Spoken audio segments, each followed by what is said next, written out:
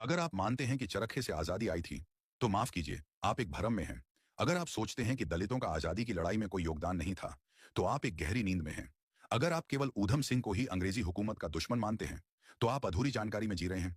आज हम उस नायक की कहानी सुनाने जा रहे हैं, जिसे इतिहास की किताबों ने मिटा दिया, पर लोक कथाओं ने जिंदा रखा। नाम था उदया चमार। अगर आप इस वीडियो को पूरा नहीं देखते, तो इसे यही छोड़ दीजिए, क्योंकि मैं नहीं चाहता कि आपके पास कोई अधूरी जानकारी पहुंचे, क्योंकि अधूरी जानकारी बड़ा खतरनाक होती है। दोस्तों, आप देख रहे हैं आज का अम्बेडकरवादी यूट्यूब चैनल। अगर आप इस चैनल पर नए हैं, तो अभी सब्सक्राइब करके हमसे जुड़ जाइए। और अगर आप पहले से जुड़ चुके हैं, तो कमेंट में अपनी उपस्थिति बता दीजिए। इस वीडियो को बनाने के लिए प्रेरित किया है बहुजन कलाकार यूनियन के सदस्य, साथ ही डॉक्टर दीपक राज, अक्षय अग्निहोत्री, आनंद बंधु, आशीष गौतम, अनीश बौद्ध, चंदन सिंघानिया, देवेंद्र दिलशान और प्रधान जी ने। साथियों, वो दौर था जब भारत की सरजमी पर अजनबी झंडा लहराने लगा था।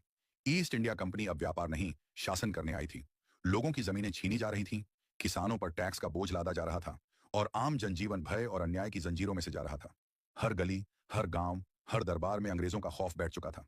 जो मुंह खोलता, उसे सजा मिलती। जो सिर उठाता, उसे झुका दिया जाता। ऐसे समय में जब पूरा देश सिसक रहा था, तब एक चमार ने साहस की मशाल उठाई। एक ऐसा योद्धा पैदा हुआ जिसका नाम सुनकर अंग्रेजों की भी रूह कांप जाती थी, उदय्या चमार।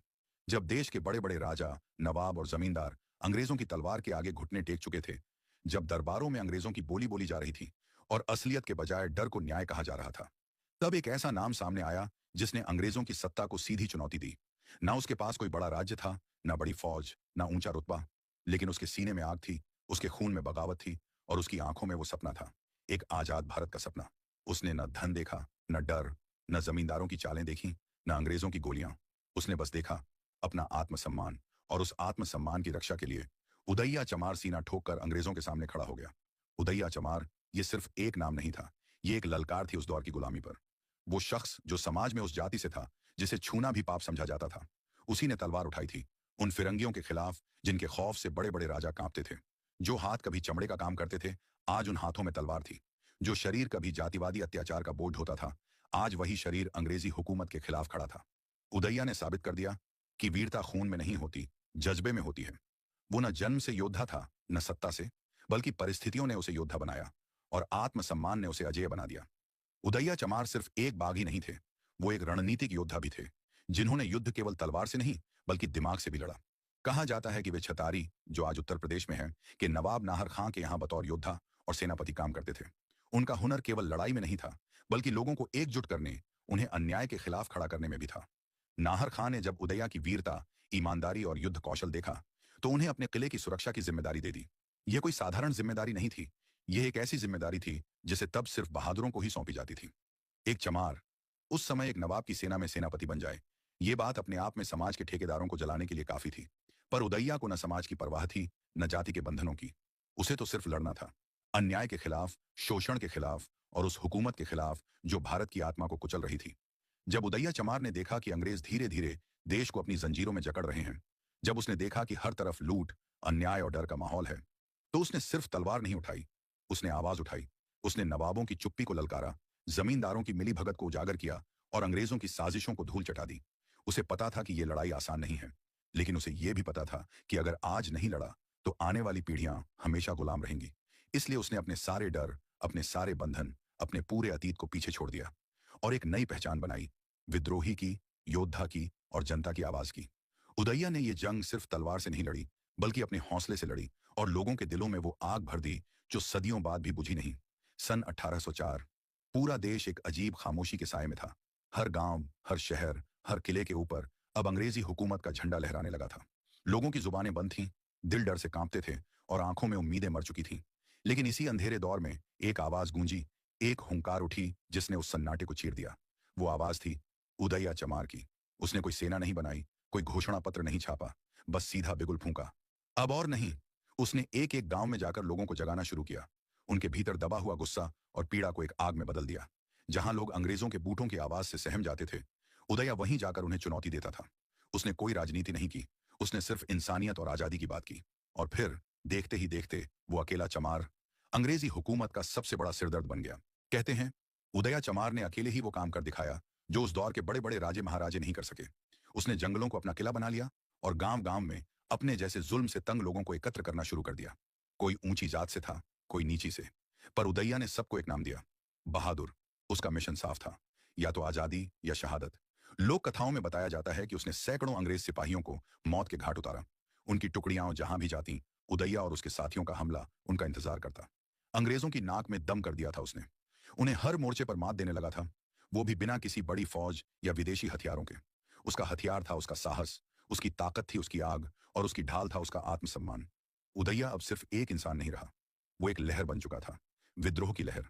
आज भी जब आप अलीगढ़, छतारी और उसके आसपास के गांवों में जाते हैं, तो बुजुर्गों की जुबान पर एक ही नाम गूंजता है, उदैया चमार। ना उसके नाम के आगे कोई श्रीमान, ना कोई राजा या सेनापति, फिर भी वो हर दिल में राजा से कम नहीं। उसकी वीरता की कहानियां आज भी वहां की हवाओं में तैरती हैं। बुजुर्ग अपनी आने वाली पीढ़ियों को रात में कहानियां सुनाते हैं। वो देख बेटा, यही वो जंगल है जहां उदैया ने अंग्रेजों की फौज को घेर लिया था।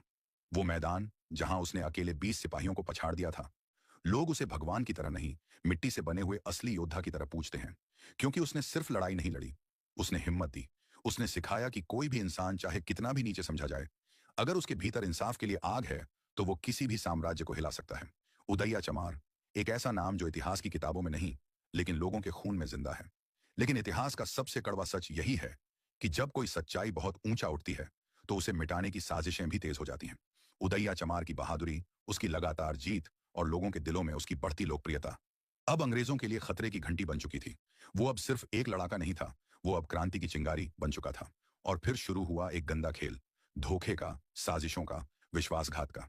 कुछ कहानियों में बताया जाता है कि अंग्रेजों ने उसे पकड़ने के लिए अपने ही लोगों को लालच देकर तोड़ डाला। उसे पीठ में छुरा घोंपकर गिरफ्तार किया गया। उसे जंजीरों में जकड़कर पूरे इलाके में घुमाया गया, ताकि लोगों का हौसला टूट जाए।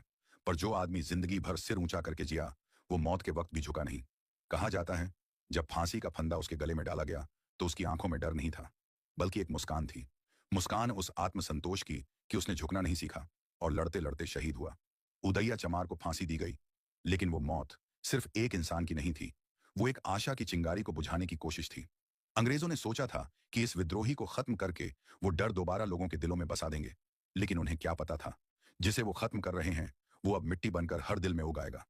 जब उसे फांसी पर चढ़ाया गया, तो गांवों में मातम नहीं, बल्कि गर्व की लहर दौड़ गई।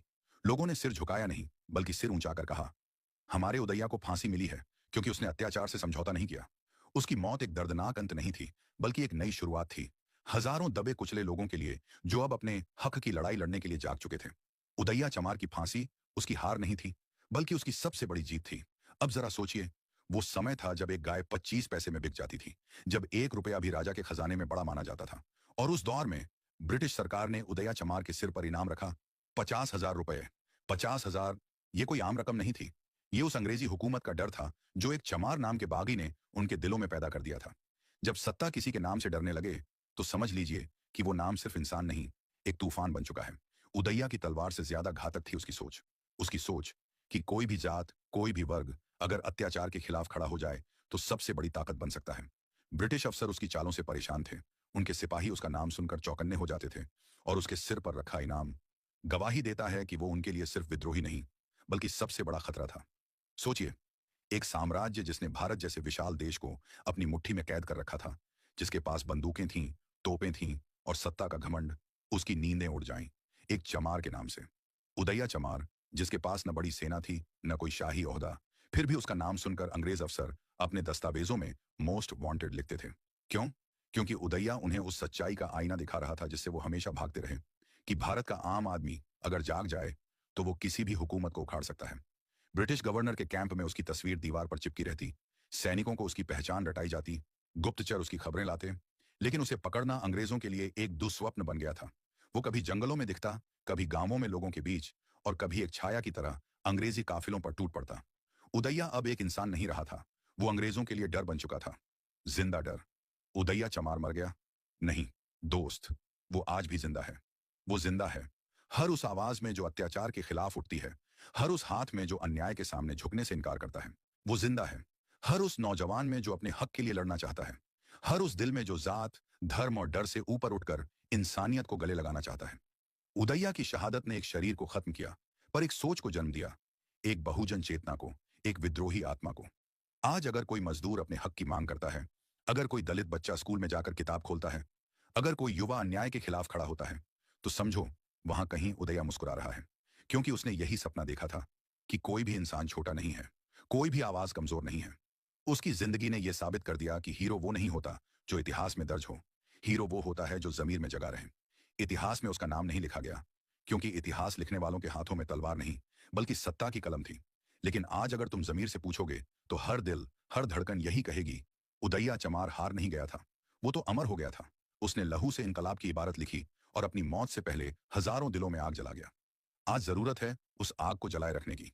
जरूरत है उस चेतना को आगे बढ़ाने की जिसने कहा था, हम भी इंसान हैं और हम भी लड़ सकते हैं।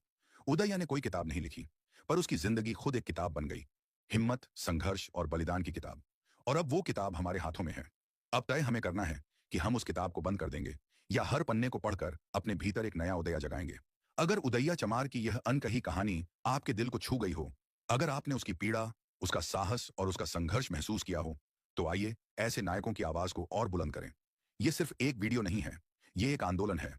उन गुमनाम बहुजन योद्धाओं के लिए जिन्होंने बिना किसी नाम और शोहरत के इस मिट्टी के लिए अपनी जान कुर्बान कर दी। अगर आप भी चाहते हैं कि यह सच हर दिल तक पहुंचे, तो अभी हमारे चैनल को सब्सक्राइब करें, वीडियो को शेयर करें और कमेंट में लिखें, मैं भी उदया हूं। क्योंकि जब तक ये कहानियां सुनाई जाएंगी, कोई भी उदया चुप नहीं रहेगा। वो लड़ता रहेगा हमारे जरिए आपकी आवाज।